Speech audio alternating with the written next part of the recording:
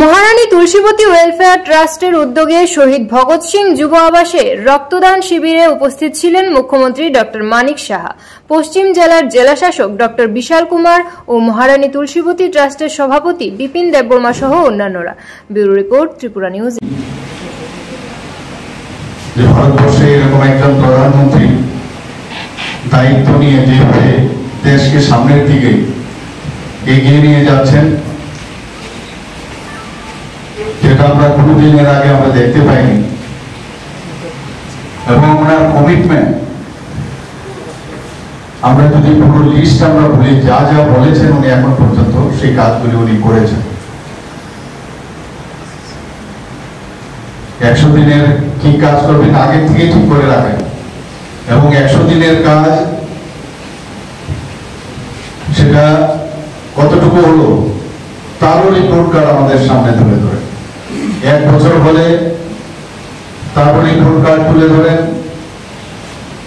যখন 9 বছর হলো তারও রিপোর্ট কার্ড আমাদের সামনে তুলে ধরে। মানে যা ট্রান্সপারেন্ট ওয়েতে যা যা বলার দরকার সেটা উনি সবসময় সমস্ত দেশবাসীকে উনি জানান। আমরা 3 তালাকের কথাই যদি আমরা বলি, আমরা সবাই জানি যে 3 তালাক নিয়ে কত কথা এবং কত সমস্যা হতো আমাদের মাইনরিটি সম্প্রদায়ের মা বোনদের। 3 বার তালাক তালাক বললেই ডিভোর্স হয়ে যেত, সবাই আমরা জানি। বছরের পর বছর এটা চলত। ভারতবর্ষে যেখানে এই মাইনরিটি সম্প্রদায়ের যারা মুসলিম ভাই বোনেরা আছে, ভারতবর্ষে এতদিন ধরে সেটা চলছিল, অথচ আমাদের পাশের রাজ্য অনেক জায়গায় যেখানে মুসলিম অধ্যুষিত প্রদেশ, সেখানে কিন্তু এই জিনিসটা দেখা যায়। মাননীয় প্রধানমন্ত্রীজি যেমন বলা সেরকম কাজ 3 তালাক প্রথা উনি বিলোপ করেছেন। আমরা সবাই জানি জম্মু অ্যান্ড কাশ্মীরের অবস্থা, সেখানেও অনেক কথা হয়েছে। আমাদের ডক্টর শ্যামাপ্রসাদ মুখার্জি উনি কি বলেছেন যে এক দেশে 2টো বিধান, 2টো নিশান, 2 প্রধান থাকতে পারবেন না। সেই কারণে উনি এবং বলছে পারমিট নিয়ে জম্মু অ্যান্ড কাশ্মীরে যেতে হবে। উনি পারমিট ছাড়াই জম্মু অ্যান্ড কাশ্মীরে প্রবেশ করেছিলেন এবং ওনাকে গ্রেফতার করা হয়, এবং ওনার মৃত্যু সম্পর্কে আমরা সবাই জানি যে কিভাবে ওনার ওখানে বলিদান হয়েছে। সেই 370 ধারা এবং 35 যে ধারা, সেটাকে বিলোপ করার লক্ষ্যে আমাদের মাননীয় প্রধানমন্ত্রী, যেটা ডক্টর শ্যামাপ্রসাদ মুখার্জি চেয়েছিলেন, সেই কাজটা উনি করেছেন।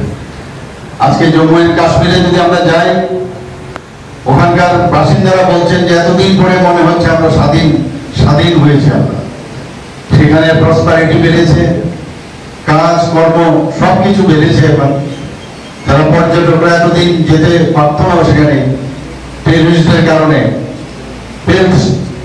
মানে আমরা সবাই স্টোন পেন্টিং এর কথা আমরা সবাই জানি, সেগুলো এখন বন্ধ হয়েছে। সেই জায়গায় মানুষ এখন যাচ্ছে, দেখছে। ভূস্বর্গ বলে আমরা জানি কাশ্মীরকে, আমরা সবাই জানি। সেখানে একটা সুন্দর একটা পরিবেশ মাননীয় প্রধানমন্ত্রীর জন্য সেটা সম্ভব হয়েছে। ওনার জন্মদিনে এই কথাগুলো আমাদের মানে আলোচনা খুবই প্রয়োজন। আমরা জানি রাম মন্দির নিয়ে অনেক কথাবার্তা হয়েছে। বিরোধীরা বলতো কবে হবে, তারিখটা বলুন। কত রকম বিদ্রোহ করেছেন সেই জায়গায়। আজকে অযোধ্যাতে এই রামলালা একটা টেন্টের মধ্যে 500 বছর ধরে যেখানে বাস করতো থাকতো, সেখানে তার থেকে আজকে একটা স্থায়ী ঠিকানায় রাম মন্দির সেখানে নির্মাণ হয়। এবং রাম মন্দিরে আমরা সবাই দেখেছি, চাক্ষুষ করেছি আমরা সেদিন যখন মাননীয় প্রধানমন্ত্রীজি ওনার প্রাণ প্রতিষ্ঠা করেছেন। আমরা প্রাইম মিনিস্টার আবাস যোজনা সবাই জানি। উনি বলছেন যে এই গরিব দেশে মানুষের কেন তার মাথার উপর তার ছাদ থাকবে না, তার ঘর কেন থাকবে না। প্রাইম মিনিস্টার আবাস যোজনা উনি তৈরি করেছেন। আমাদের ত্রিপুরা তো গ্রামীণ এবং শহরে সব জায়গায় প্রাইম মিনিস্টার আবাস যোজনায় প্রচুর ঘর হয়েছে, আপনারা সবাই জানেন। প্রাইম মিনিস্টার কৃষি সম্মান নিধি 2000 টাকা করে দেওয়া, 6000 টাকা টোটাল, যাতে কৃষকরা, আমরা সবাই জানি কৃষকরা হচ্ছে আমাদের যে অর্থনীতির আসল উৎস, যেখান থেকে কৃষকরা যদি শক্তিশালী না হয় কোন অবস্থায় দেশও শক্তিশালী হবে না, রাজ্য শক্তিশালী হবে না। সেখানে তাদের প্রথমেই তাদের লোন নিতে না হয়, ব্যাংক আগে শোধ করতে গিয়ে তাদের টাকা পয়সা নিতে হতো। তো প্রধানমন্ত্রী কিষাণ সম্মান নিধি 6000 টাকা করে উনি দিচ্ছেন। আমরা প্রধানমন্ত্রী জন আরোগ্য যোজনা সারা পৃথিবীর মধ্যে একটা আলোচ্য বিষয়, যে 5 লক্ষ টাকা করে প্রতি বছর প্রতিটা ফ্যামিলির জন্য যে দেওয়া, এবং পৃথিবীর মধ্যে আলোচ্য বিষয় এই কারণে যে এত বড় একটা যোজনা উনি কিভাবে করলেন। সেই জায়গায় আমরাও প্রধানমন্ত্রীর যে উনি যে দিশা আমাদের দেখিয়েছেন, যেহেতু একটা ক্রাইটেরিয়া আছে কারা কারা পাবেন, সেই জায়গায় আমরাও মুখ্যমন্ত্রী জন আরোগ্য যোজনায় সেই 5 লাখ টাকা করে সেই যোজনা আমরাও শুরু করেছি এখানে। এবং ত্রিপুরা একমাত্র দেশ, ত্রিপুরা একমাত্র রাজ্য এই দেশের মধ্যে যে অন্য রাজ্যগুলোর যেখানে কভার করতে পারিনি এই জন আরোগ্য যোজনা, সেটা কিন্তু আমরা ত্রিপুরাতেই সেটা আমরা সম্ভব করেছি। সেটা প্রতি মাসের শেষ রোববার মাননীয় প্রধানমন্ত্রী মন কি বাত অনুষ্ঠান করে, মন কি বাত অনুষ্ঠানে এমন সব জিনিস উনি আমাদের সামনে রাখেন, এমন সব কথা আমাদের সামনে, এমন সব স্টোরি গল্প আমাদের সামনে রাখেন আমরা যেটা কোনোদিন ভাবিনি। এবং মাসের শেষ রোববার আমরা প্রতিবার আমরা সেটা দেখি, সেখানে দেখে আমরা সারা ভারতবর্ষকে আমরা উপলব্ধি করতে পারি। মন কি বাত অনুষ্ঠানে মাননীয় প্রধানমন্ত্রী যে সমস্ত ভারতের সমস্ত ভারতবাসীকে এক সূত্রে বাঁধার যে চেষ্টা উনি সেটা করেছেন। আমরা বসে দেখি কত অজানা তথ্য আমাদের সামনে উনি রাখেন, এবং সবাইকে যেভাবে উনি এনকারেজ করেন, এবং অন্যান্য দেশের যারা রাষ্ট্রপ্রধান তারাও ভাবছে যে প্রধানমন্ত্রী এই মন কি বাত অনুষ্ঠান কিভাবে মানুষের সাথে কানেক্ট হয়। আমরা জানি জনপ্রতিনিধিরা যখন নির্বাচনের পরে সাধারণ মানুষের সাথে তাদের কাজের চাপে অনেক সময় কথা বলতে পারে না, কিন্তু মাননীয় প্রধানমন্ত্রী সব মানুষের সাথে তাদের তার কানেকশন থাকে, তার কথা বলা বা জানার চেষ্টা থাকে, সেটা কিন্তু মন কি বাত অনুষ্ঠানের মাধ্যমে আমরা দেখতে পাই। আমরা বিশ্বকর্মা যোজনা যাদের 18টা শ্রেণী আছে তাদের আমরা কোনদিন ভাবিওনি যে তাদের কিভাবে আর্থিকভাবে সামাজিকভাবে উন্নয়ন হবে, সেটা মাননীয় প্রধানমন্ত্রী বিশ্বকর্মা পূজায় আমরা সেটা ঘোষণা করতে বাড়ানোর সেটা প্রায় 13,000 কোটি টাকা ঘোষণা উনি করেছেন।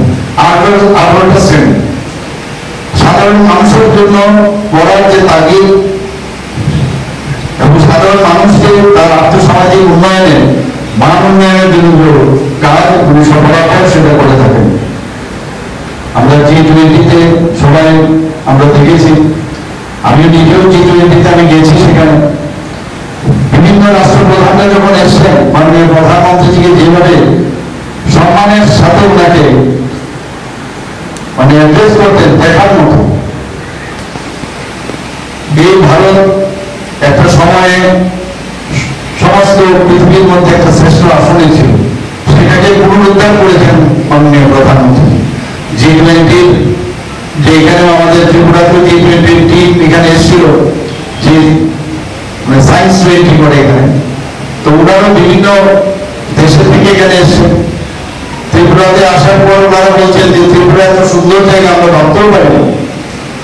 এখানে আমার ছোট ছোট বোনেরা মেয়েরা আছেন, আমি ওনাদের কাছে বলবো যে হোয়াটসঅ্যাপ তো আছেই, যাতে সোশ্যাল মিডিয়াকে ব্যবহার করে ত্রিপুরার যে বিভিন্ন পর্যটন কেন্দ্র, ত্রিপুরার যে কৃষ্টি সংস্কৃতি ঐতিহ্য পর্যটন কেন্দ্র, সেগুলো সবাই যেন সমস্ত পৃথিবীকে দেখা, সেই আবেদন আমি রাখবো।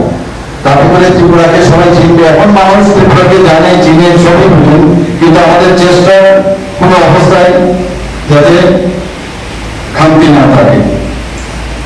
আগে কথায় কথায় ভারতবর্ষে আঘাত আনতো, আমরা পাকিস্তানের সেই টেলিভিশনে আমরা দেখতাম আমাদের সোলজার যারা আছেন, বিএসএফ হোক, আর্মি হোক, তাদেরকে গলা কেটে ভারতবর্ষে ফেলে রেখে যেত। পার্লামেন্টে আক্রমণ করেছে, বম্বের কাহিনী আপনারা সবাই জানেন।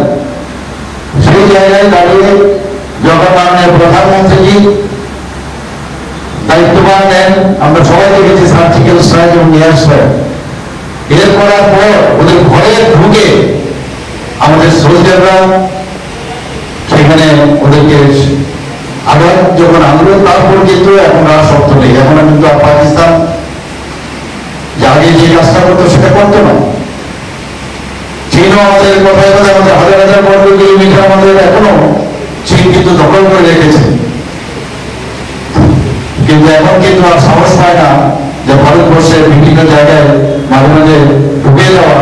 সেই সাহস এখন আমরা দেখতে পাই। মাননীয় প্রধানমন্ত্রী একদিকে সুরক্ষায় আমাদেরকে সুরক্ষিত করেছে, ডিফেন্সকে খুবই স্ট্রং বানিয়েছেন। আগে F-16 সম্পর্কে আমরা শুনতাম, কিন্তু F-16 এর উপরে যখন রাফেল জ্ঞান আনলো তখন কিন্তু অনেকের এই ভীতির সৃষ্টি হয়ে গেল। আমরা যারা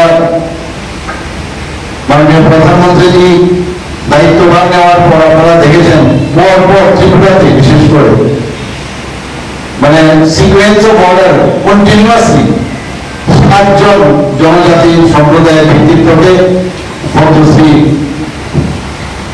দিয়ে তাদেরকে সম্মান জানিয়েছেন, সবাই আমরা জানি। শুধু তাই নয়, আমাদের জনজাতি রাজ পরিবারের সন্তান কিছুদিন আগে আমাদের জিষ্ণুদেব বর্মন মহোদয়কে, একটা ছোট রাজ্য ত্রিপুরা, সেখান থেকে ওনাকে তেলেঙ্গানার মতো একটা বড় রাজ্যের গভর্নর বানিয়েছেন। এটা একমাত্র সম্ভব হয়েছে মাননীয় প্রধানমন্ত্রীর জন্য। আমরা জনজাতিদের জন্য বিভিন্ন প্রকল্প, আপনারা জানেন যে অলরেডি আমরা 1400 কোটি টাকা ওয়ার্ল্ড ব্যাংক থেকে আমরা লোন নিয়েছি এবং তার গাইডলাইন্স আছে। এই গাইডলাইন্সের ভেতরে গিয়ে কেউ কারোর ক্ষমতা নেই কিছু করার।